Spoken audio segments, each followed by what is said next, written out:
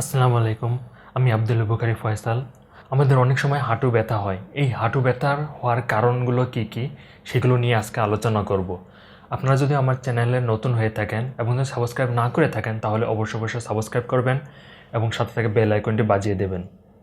তো চলুন দেরি না করে শুরু করা যাক।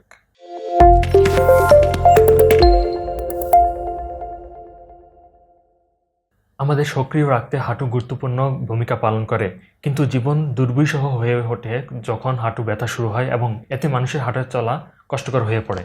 এই হাঁটু ব্যথা এই সমস্যার হয় যে সমস্ত কারণগুলো, তার মধ্যে অন্যতম কিছু জিনিসগুলো আপনাদের সামনে তুলে ধরার চেষ্টা করছি।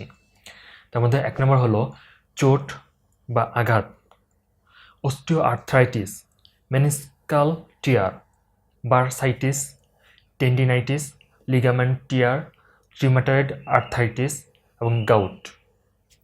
এই সমস্ত কারণে আমাদের হাঁটুগুলো ব্যথা করে। তবে আপনাদের জেনে রাখা উচিত যে যে কোনো ধরনের ব্যথা বা আঘাতপ্রাপ্ত হন না কেন কখনোই পেইনকিলার ব্যবহার করবেন না।